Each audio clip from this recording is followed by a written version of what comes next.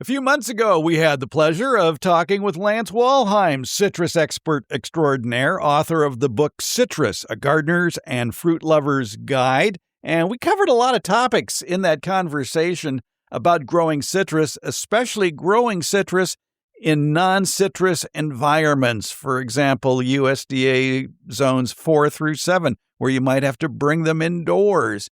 But we didn't spend too much time talking about growing containerized citrus in great depth. We talked about a few things. Maybe, you may want to bring some friends in to help you move the plant indoors, things like that in the wintertime, if that's what you do, how much fertilizer they need, and things like that. But I thought we'd do a deep dive into growing citrus in containers, because a lot of people now have much smaller backyards, and maybe that little sunny spot is only a few square feet. And if that's the case, then growing citrus in containers on your patio is the way to go. Lance Walheim, it's a pleasure talking with you again. Of course, the book is Citrus, A Gardener's and Fruit Lover's Guide. And looking up here at my garden bookshelf here, which is actually 1, 2, 3, 4, 6, 7, 8, 9, 10, 12 shelves of garden books. Yours are within arm's reach of me, several of your old citrus books, your wonderful rose book, The Natural Rose Gardener, and a lot of the work that you used to do with the Sunset Western Garden book. Boy, that would be nice if they brought that back. Wow. You were an editor with it, and you also worked on their Western landscaping book, and I imagine a few others. That's right. Great to talk to you, Fred. Growing in containers is tough, and not only because you have to pay so much close attention to especially drainage and fertilization, but sometimes the sizes of the pots can be very confusing for people. A lot of people, when you say that, okay, you want to transfer that plant from a 5 to a 15, they have no idea what you're talking about. So maybe it's a good idea to talk about the actual dimensions of some of these containers. Now, Lance, when people go to a nursery these days to look at citrus plants, they are usually potted up. And depending upon your wallet and what size tree you buy, that tree might be in a smaller container or a larger container. I think the smallest I've ever seen a citrus tree in at a nursery was a 5-gallon container. Does that sound about right? Yeah, some of the nurseries, especially outside the citrus region, are starting to grow smaller pots in 4-inch sleeves, little squares that are deeper than you usually. And that's because of the quarantines for Asian citrus psyllid and HLB or Hongyong Bing require the trees to be grown in protected screen houses or greenhouses. And so to maximize space, some of the nurseries or a lot of the nurseries are growing them in smaller containers. So you may see those, but in general, you see 5-gallon pots, 10 gallons, or 15 in nurseries. And that's referring to the amount of soil in the pot. Well, or used to, because even in the nursery industry, those references have changed sizes. I've seen 1-gallon size pots shrink over the years. Yeah, and you see 2 and 3-gallon pots, and different colored pots. It's a new world out there. All right, so for 5-gallon containers, that's roughly a diameter at the top of 11 to 13 inches and maybe a height of 9 to 11 inches and holds a little over a half cubic foot, about 0.6 of a cubic foot of soil.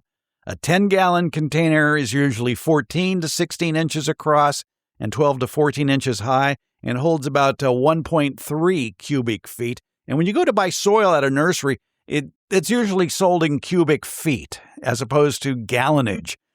Correct. And the cubic feet in bags can be anywhere from a half a cubic foot to 1 to 1.5 to 2. And if you live with a football team, you could buy the 3 cubic feet size to load it in the car for you.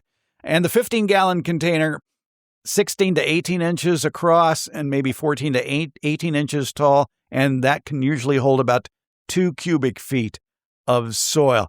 And then there's 20-gallon containers, which are 18 to 22 inches across, 16 to 20 inches high, and holds about, it's a little over 2.5 cubic feet of soil. It's nice to say that the bigger the better for pots is true when it comes to citrus, but it's something you have to do gradually. And you mentioned the fact that the citrus now may be growing in sleeves, or you may be purchasing them in what look like fiber pot sleeves. or even plastic sleeves, and you would have to, as soon as you get home, transfer those into something bigger. And those sleeves are usually, what, about a foot tall? Yeah, that's correct. All right. So Yeah. that would be about the depth of a 5-gallon container. So you may want to, when you transfer it to its first bigger home, maybe a 10-gallon container that has a height of 12 to 14 inches and holds about 1.3 cubic feet. Why is it a good idea when transferring citrus trees from pot to pot, you only go up one size as opposed to saying taking it out of that sleeve and plopping it right away into, say, a half barrel? Yeah, that's right. I've always said the bigger the better, and that's eventually you're going to want to have it in a bigger container. But the idea is that if you have a smaller tree and you put it in too large of a pot, that it's going to take a while to get the roots into the surrounding soil, and you may have a lot of wet soil around the tree that keeps the root ball too wet because aeration, as we know, and drainage is very important with citrus, with any potting soil. So you want to do anything that's going to prevent that soil from staying too wet for too long. So gradually moving up to a half barrel, which I think is a perfect size, is a good idea. You point out in your book when it comes to citrus containers that the classic citrus container is a 24-inch square wooden box. And of course, you can paint that all sorts of different colors. I would just make sure. I think when we talk about citrus in containers, we have to concentrate on the D word, drainage. That's exactly right. And we talk about the drainage and having a quality potting soil that drains well, but you have to look at the bottom of the pot. I mean, with half barrels, a lot of those don't have drainage holes, so you have to use a large drill bit and drill 4 or 5 holes in it. Unfortunately, if you're not using something that's drillable, you're only going to have one hole in the bottom of it. So it's important that you make sure you check that hole often so the roots don't fill it, and that you keep the bottom of the pot out of any type of drainage dish or anything like that. That's something I see all the time. People forget that those drainage dishes can carry water for a long time, especially in winter.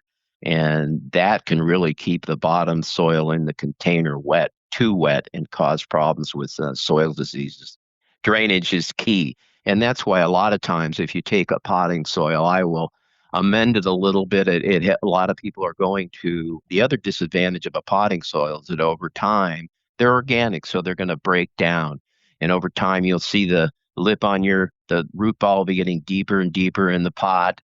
Roots will start showing up on the surface. And so degradation is a big problem. We can talk about that a little bit later, but to prevent a little bit of that and improve aeration, people are adding more mineral components to some of the soils, things like perlite, sand.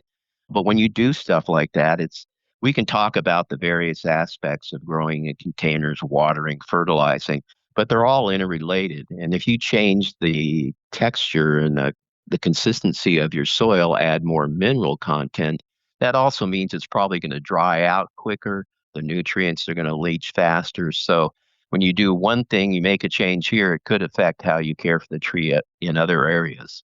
And a lot of people, too, don't realize until it's too late that big, pretty ceramic pot with the one hole in the middle could eventually get clogged by the roots looking for more soil. And so the roots grow out of the pot, clogging that drain hole and become established in your soil.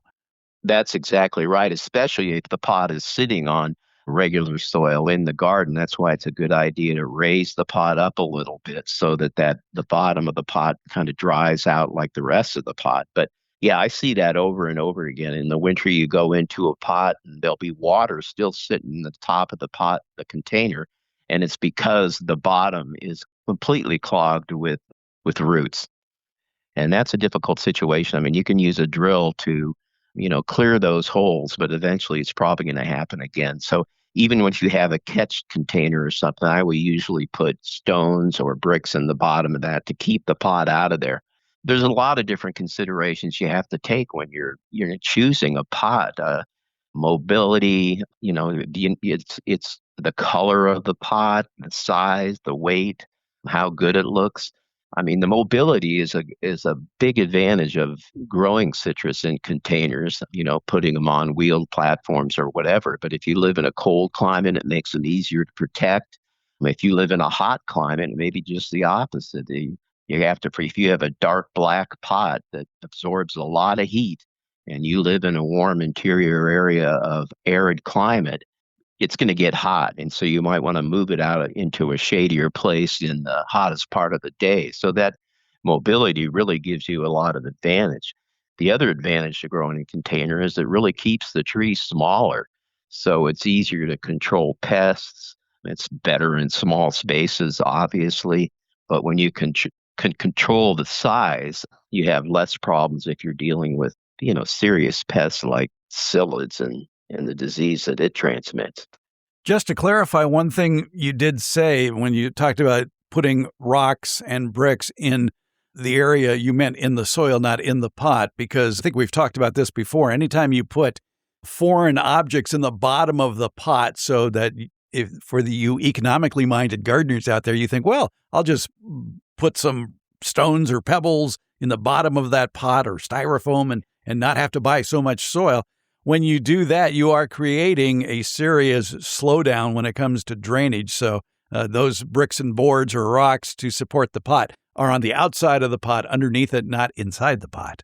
Absolutely. Good catch.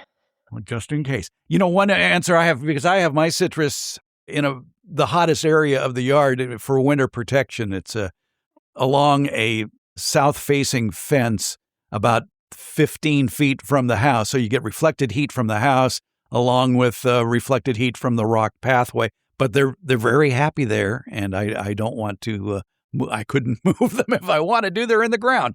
Right. Well, that's an important thing to consider also. We can talk about growing containers and things, but you still have to give them the same basic needs. I mean, they need full sun, 6 to 8 hours, but in some climates where it gets really hot, a little bit of afternoon shade won't hurt. And taking advantage of microclimates like you are is very important. And if you've got mobile containers, you can move them around to take the best advantage of those.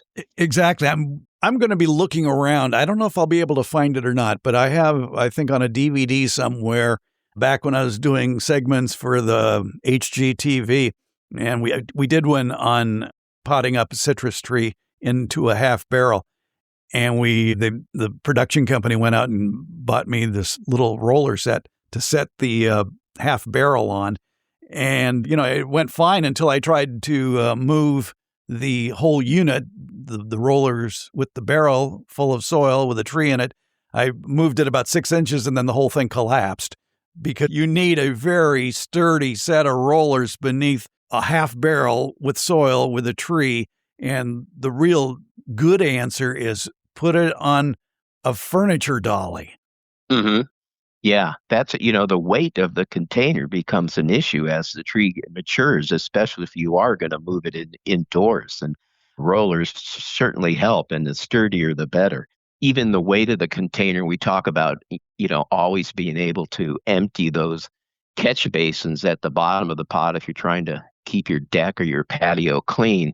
Just lifting, if you've got a half barrel, just getting that anything out of underneath it or a heavy pot is going to be difficult. So you ought to consider the weight and how much of the potting soil when you're thinking about where you're going to have to move the plant. Another thing to consider for homeowners, especially those who have just moved, or maybe they've just moved into a new home that doesn't have a poured concrete patio yet or any sort of finished patio, is consider drainage in that upcoming patio to allow for you to place large containers of plants with drainage right below it, so it can be taken away by underground pipes. But that takes forethought. Yeah, you got to plan ahead for that. The other thing to plan ahead is to think, as we talked about before, that certain varieties are probably better adapted to containers than others. And that tends to be some of the smaller varieties like the Meyer lemon, the kumquats, calamondins. Satsumas are nice compact trees, seedless tissues. If you're going to grow a Lisbon lemon in a pot, you're going to run out of room pretty quick. They're fast-growing trees and they're vigorous. Same with a grapefruit. So it's important to think about the varieties you're going to use and the adaptation to the climate where you're growing them. Four Winds Growers is a wholesale citrus grower here in California. They have an excellent website, very encyclopedic, and they have a section about the 3 easiest citrus trees to grow. And the number 1 tree is Meyer lemon. Number 2, I was hoping they'd say calamondin, but they said calamansi. And number 3 was the bear's lime. Calamansi, is that a form of a calamondin or just an alternate name? That's just an alternate name used, I think, in the Philippines and in Asian countries. Calamansi, yeah. And the calamondin is a sour orange? Calamondin is a sour kumquat-like fruit. It's small. It's probably got kumquat in its heritage, but it looks like a kumquat tree. It's a tree that has an important place in many Asian cultures, and it's a great indoor-outdoor plant because it's like it tends to rebloom and set fruit often and does well in indoor conditions.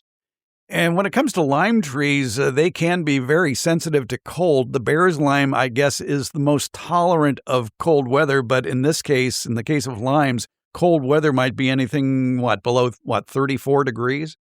Well, yeah, I mean, the bear's lime is maybe a little bit hardier, but yeah, anything below freezing, you're going to want to have some protection on the tree. That's for sure. The duration of the cold is going to be important, but yeah, anything below freezing is going to be tough on a lime tree for any kind of a duration, 3 or 4 hours. What are the most temperature sensitive citrus trees to grow?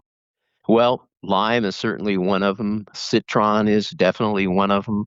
Those are, the thing about limes too is as soon as the weather starts, the days get shorter and it starts getting a little cold, they tend to drop all their fruit pretty quickly once they're ripe. So the limes and citrons are probably the most frost sensitive. Then you're talking about lemons after that. Meyer lemons, of course, is hardier. It's can take temperature. Well, we had freezes on our property in Exeter down to 14 degrees, and we had some minor damage on the Meyer lemon trees. We lost all the fruit, of course, but they're pretty tough. For people who don't know, Exeter is in the Central Valley of California, not too far from Fresno. And Right. It is a citrus growing region, but sometimes these Alaskan fronts come in and it gets real cold. Yeah, it sure does. And as a matter of fact, it's happened over the 30 years we were on the property. We lost our whole crop. We had specialty citrus. Obviously, we had 15 or 16 different varieties down there, but we lost our whole crop 2 years, I think, out of the 30. But back in those days, just to see how things are changing, we would have frost protection 12 to 15 days a winter. Last winter, I don't think they had to have any frost protection. I mean, just didn't have any really threatening, killing frost. Yeah, it's a little different for commercial growers than it is for the backyard gardener. Commercial growers can hire a helicopter to hover over their property. Right, right. Or turn on the wind machines, turn on the water. Yeah.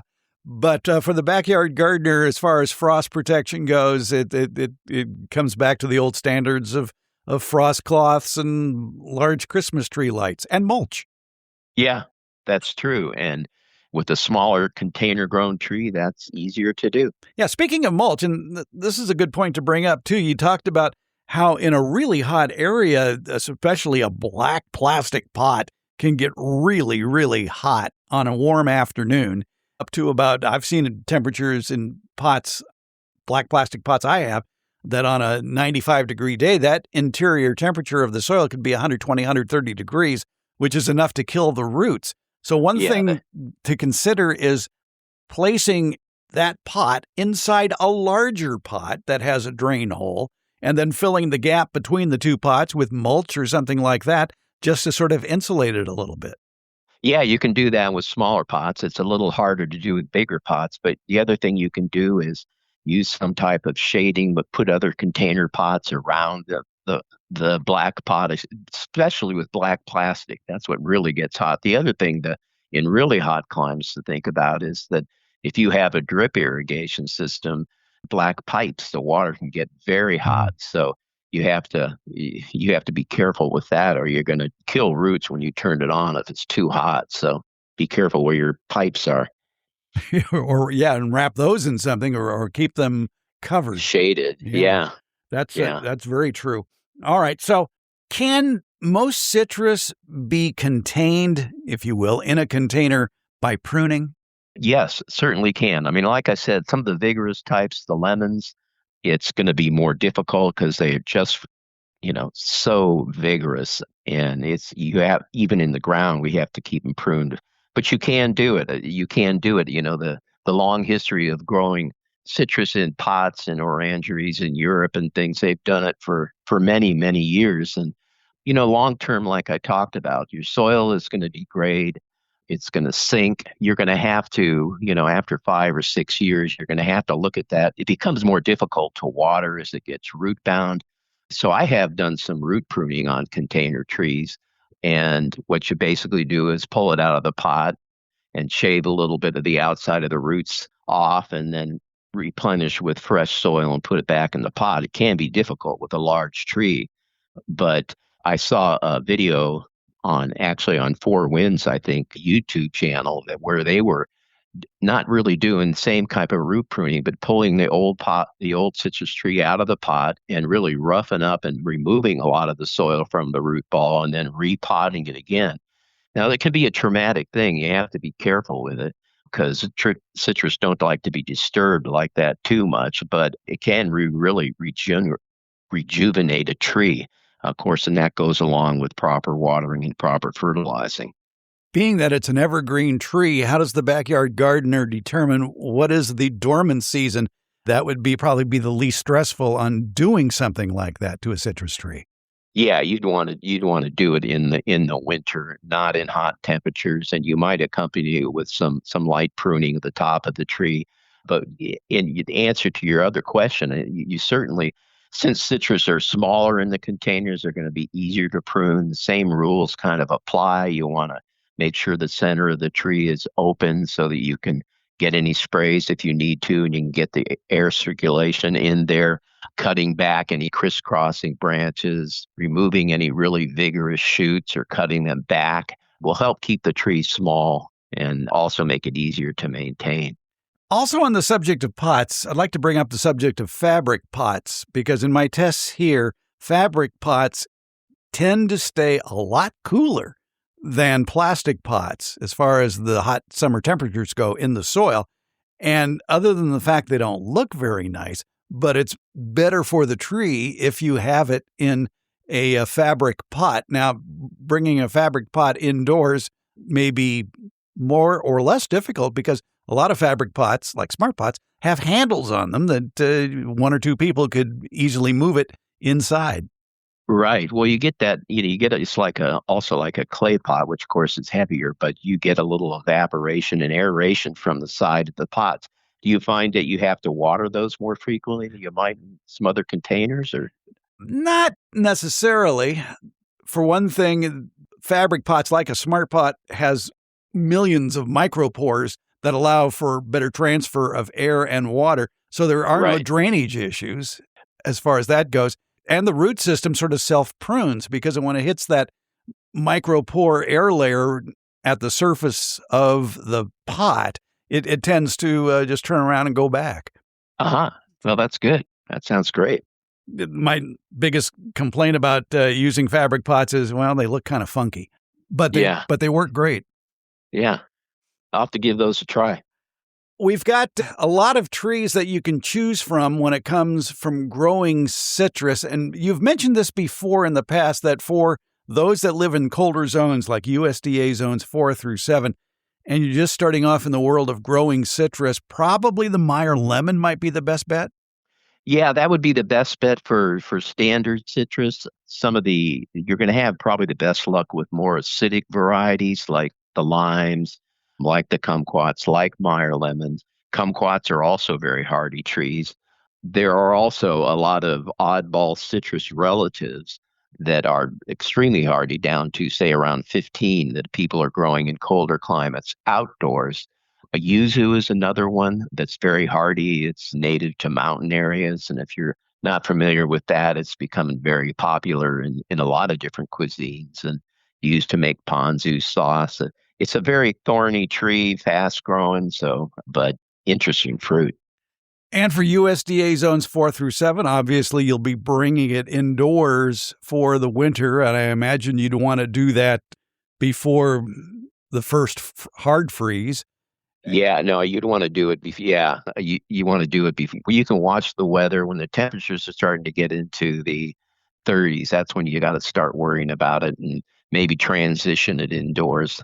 If you can kind of move it into shadier areas before you bring it inside, that's a good idea. Same if you when you're bringing it back outside, and then bring it into an area that's got bright southern facing window is ideal. Greenhouses, sunroofs are perfect, but of course, the size of the tree can be not only make it hard to carry inside, but find a spot for it can also be difficult. You can use supplemental lighting if you need to, and you want to keep the humidity up indoors as well. I mean, when the heaters are on, the humidity goes down, and that can make you get a lot of leaf drop and stuff.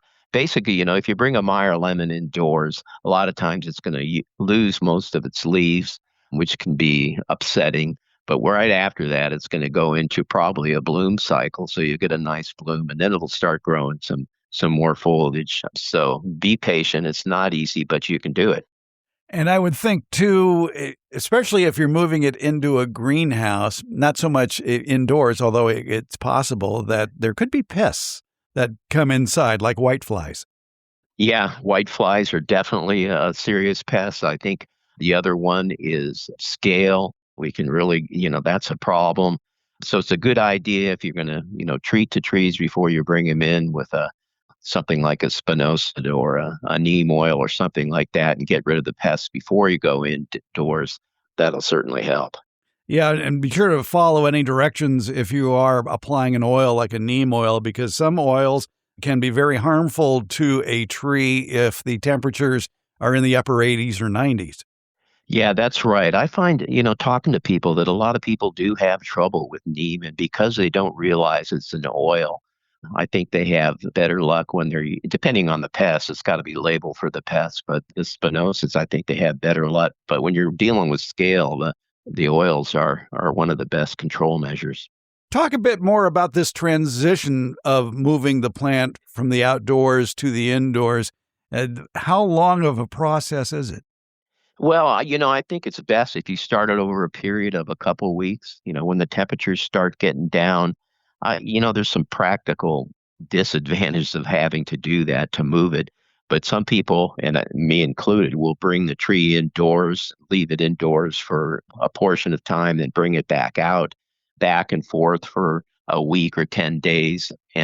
But at least move it into a shadier location. And then certainly after the winter, when you're going to move it outside, you want to do that slowly as well. Put it out in a shadier location and gradually bring it out to a sunny location and start feeding it a little bit more regularly. So, you think about it, it's a dramatic change from bringing a tree outdoors to indoors, and citrus is going to react to that. So it helps to do a slow transition period.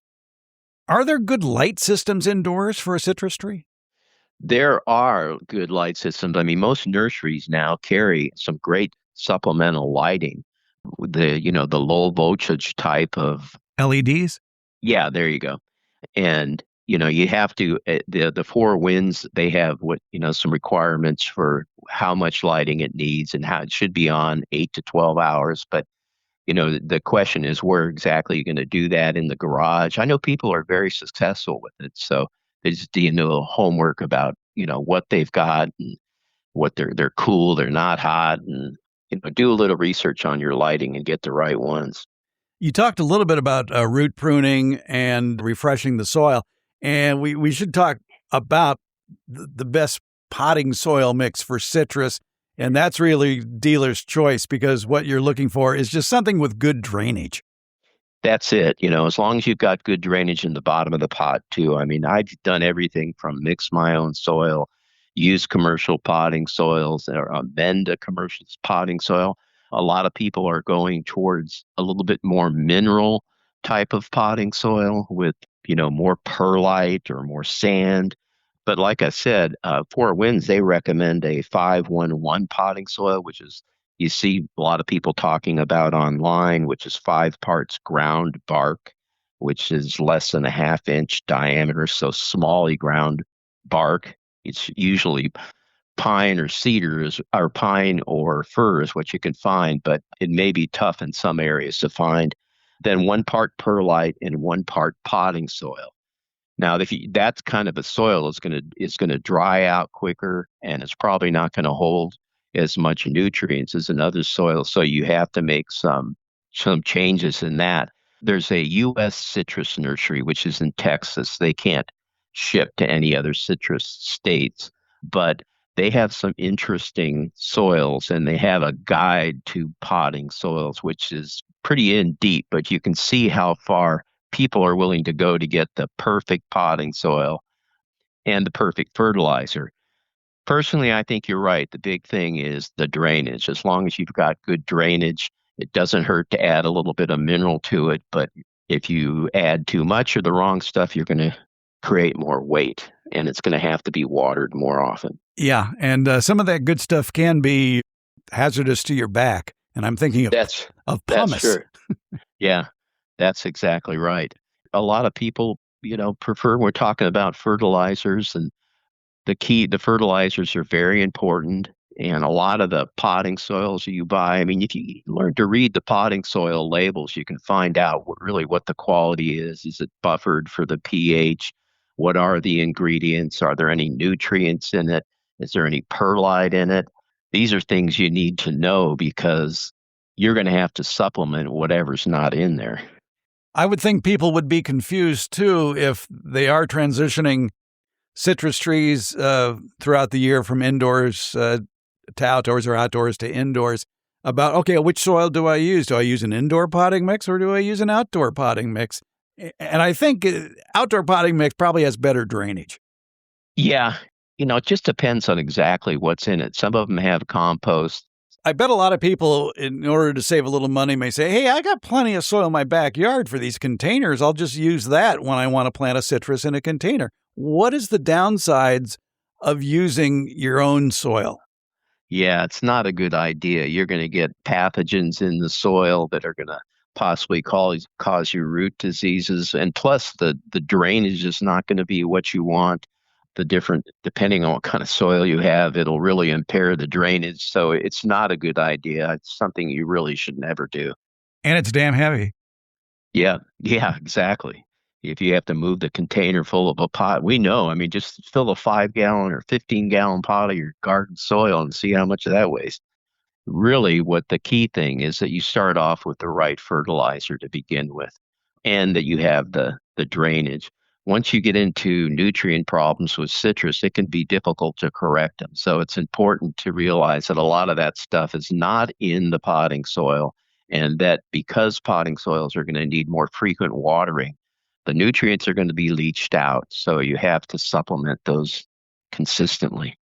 Exactly. You have to fertilize more often, but at a weaker strength, as our friend Debbie Flower would always say about watering potted plants or feeding potted plants. You want to feed them weekly, but weekly.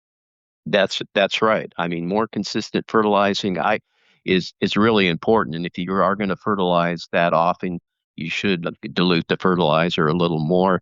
I fertilize it every 2 weeks. You should do it at least every month. And the type of fertilizer you use, of course, is important. Nitrogen being the most important macronutrients. You also want some P and K in the fertilizer, but it should also have the micronutrients: iron, zinc, manganese, and calcium and magnesium also can be deficient. So it's important that you learn how to read a fertilizer label and know exactly what you're getting. And again, people ask, well, like, what's the perfect potting soil? Well, what's the perfect fertilizer? If you go online and search citrus fertilizers, you'll see there are a lot of excellent ones. And if you want to check on the U.S. citrus website, they offer some real specialty citrus. The concern, I'm not averse to using Miracle Grow. It's something like a Miracle Grow. It's a quality fertilizer, but people do get concerned about, the salts and what it does to the microorganisms in the soil. So a lot of people prefer to go to organic fertilizers. And the problem with most organic fertilizers is they don't contain those micronutrients. So you have to supplement with something like a seaweed extract or something like that to give it, but you still may not get enough. So it's very important you choose your right fertilizer. In the outside, one of my favorite fertilizers is fish emulsion. Indoors, I would be reluctant to use it just because of the aroma. The cat would love me, but I don't know Yeah, if the wife would love me. yeah, no, yeah, that's part of the problem. Fish emulsion does, but you get the benefit of the microorganisms. I'll sometimes top my pots with a little bit of compost to make sure you get that. But yeah, people go to great lengths to look for the perfect fertilizer, and if you read the fertilizer label, you'll know what's in there. And when you have the nitrogen is most important, but if that's all you're applying, you're going to have problems with the color of the foliage, and they're just not going to be as good looking or fruitful as they should be. And I imagine that there are some decent citrus fertilizers on the market that don't have too much nitrogen, but just the right amount, probably under 10% nitrogen. Yeah, it's the NPK. You find it all over the place. How much nitrogen in there, and if you compare the application rates, most of the time and we're talking for containers, the best way to go is with a liquid or water soluble fertilizer. You're getting the nutrients right into the root zone immediately, and it's harder to do with dry fertilizers. I recommend for beginners anyway, if they're going to go with a dry fertilizer, make sure you get something that has good directions on the package on how much to use. But when it comes to liquid fertilizers, usually the recommended recommendation is a tablespoon per gallon of water, no matter whether it's 5% nitrogen like a fish emulsion or whether it's 25% nitrogen in some of the more commercial fertilizers. So the key thing is you want to make sure you've got some nitrogen, and it should be the highest amount I usually use. And you can tell when you have too much salt buildup because you usually end up with a ring around the plant container.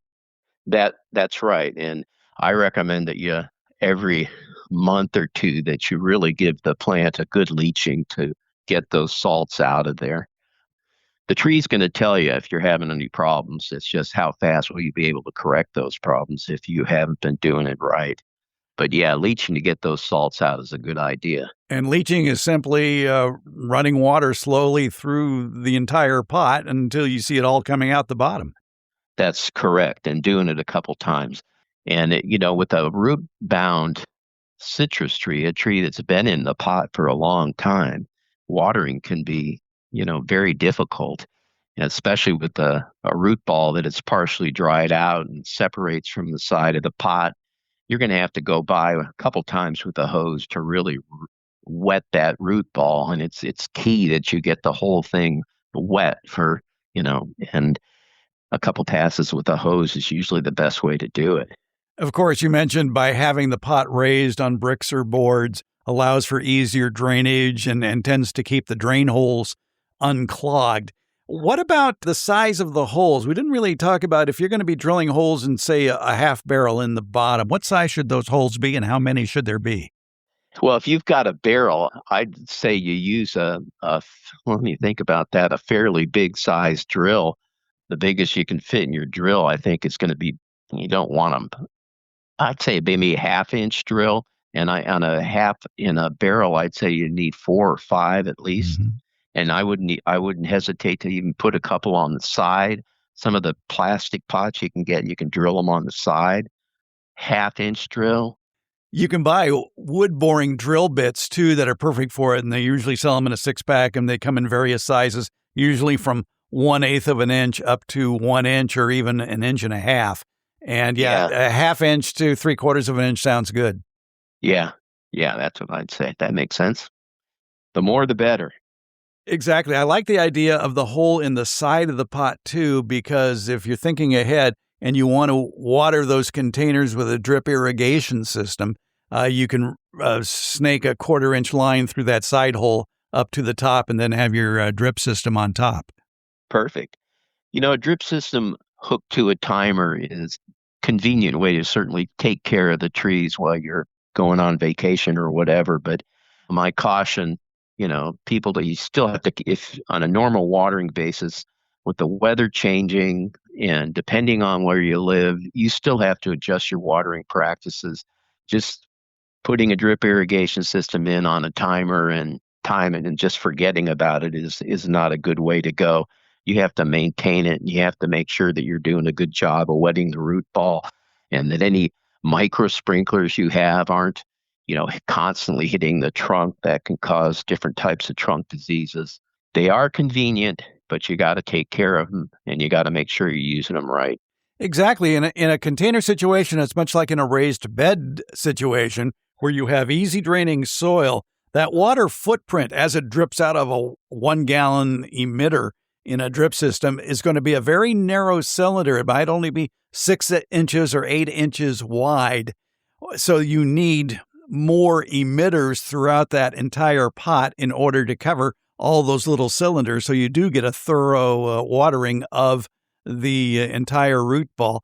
And that can be difficult. And it's always a good idea to don't assume that it's working. Go out and check while it's on to make sure it is working. Right. That's exactly right. And then, if you can turn it off on and off manually, then you can really learn about how long it needs to be set on a timer. You have to watch them. And when do the trees need water? Well, again, that can depend a lot on the soil, certainly on the weather. You can stick your finger in the top of the container. That can be difficult if it's a little bit root bound. Basically, what I like to do to really tell how dry a pot is it's tilted or lifted. I mean, you can really tell if it's wet or it isn't, and you'll learn to know when it's dry. Yeah, you should always have a moisture meter handy just in case to see what the Moisture meter's a moisture good is, idea. where the moisture is at 12 inches down or so. Right. Because as those roots grow, that really slows down the drainage. Yeah, it sure does. I mean, it's going to get clogged, and the harder it is to. And that's a problem I see. Watering and the fertilizing are the key problems. I know you have to watch out what you see on social media, but the Facebook groups on citrus, most common problems, there's a container group that I watch, and the problems are just it's water and fertilizer mostly.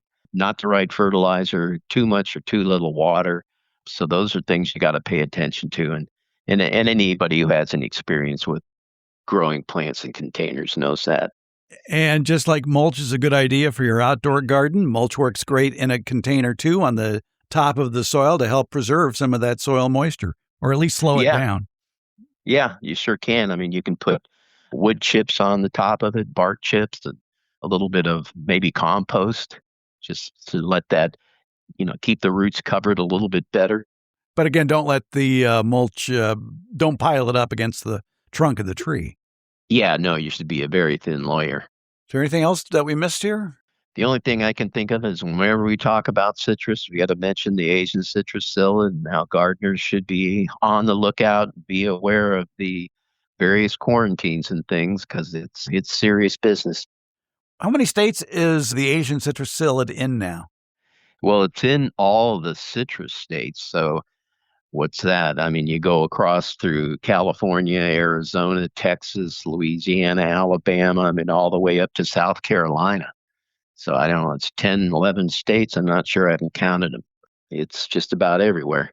And this is also why it's a good idea to buy your citrus trees at a reputable nursery because they've had to adhere to the rules to make sure that the tree they're selling you is not infested with the Asian citrus psyllid. Whereas if you think, okay, well, I'll just start a cutting from my friend's Meyer lemon tree, you might be bringing home a pest. That's absolutely true. I mean, propagating with dirty material is one of the ways that this disease has and pest has spread. So it's very important to use reputable dealers. I mean, the quarantine rules are very strict in some areas where the disease is prevalent, such as Southern California, and then you should follow the rules yourself. Harvest the citrus, keep it at home, let your prunings dry out for several weeks before you put them in the garbage or just put them in a bag and dispose of them. I mean, and know what the symptoms are. You can go to any cooperative extension site in a citrus state will have information on it. In California, it's californiacitrusthreat.org.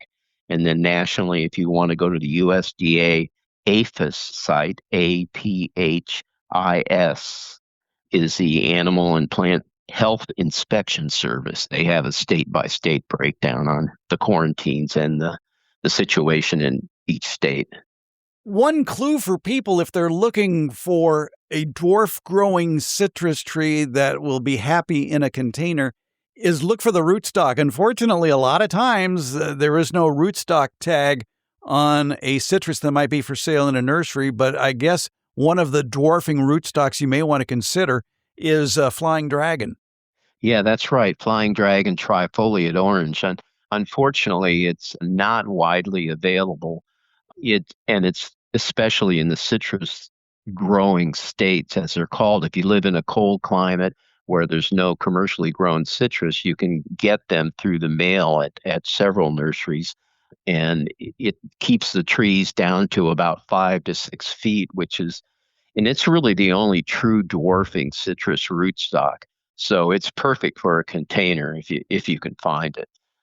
And we should point out, too, that if you're thinking of starting citrus from cuttings, which we usually don't advise, most citrus is grafted to a rootstock that's more compatible. Usually it's customized for the area where you live, customized to the soil conditions in your area, any number of things that could make it a better choice for your area. And the only citrus I can think of that grows on its own roots is the Meyer lemon. Yeah, the Meyer lemon, sometimes you might find Bear's lime on its own roots as well. And the reason for that is that if they get cold damaged or frozen and the top dies, that the roots will come true to type. Lance Walheim has written several citrus books over the years. His latest is called Citrus, A Gardener's and Fruit Lover's Guide. And where is the best place to get this book, Lance? You can get it at walheimpress.com at a slight discount. Just make sure if you're going elsewhere online that you buy the book that has the corner banner that says this is the new edition. Right. New edition, completely revised, it'll say in the lower right-hand corner, because this is a book that has been around in one form or another since, 1994 or so?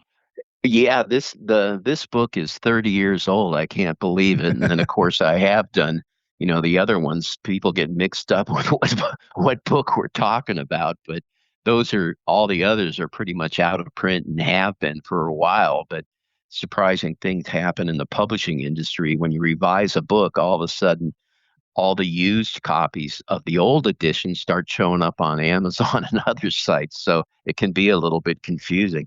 Well, the big difference between this and previous editions of this book, this one's a heck of a lot bigger. There's 190 pages here, and it's nice size print, great pictures as well, and a lot of wonderful charts to guide you through your citrus growing adventures. Yeah, definitely. Twice as large, 3 times the photography, and dozens of new varieties. So much has changed. It's just not only in the citrus industry, but in the publishing industry, and I publish it myself, so I'm counting on people like you to help me out promote it. And I appreciate it. WalheimPress.com is where you can find out more information about the book, Citrus, A Gardener's and Fruit Lover's Guide by Lance Walheim. Lance, it's always a pleasure talking with you about citrus, and I hope people, if they're fearful of trying out citrus in containers, this will give them the confidence to go ahead and do it. Hey, thanks, Fred. I appreciate it. Great talking to you.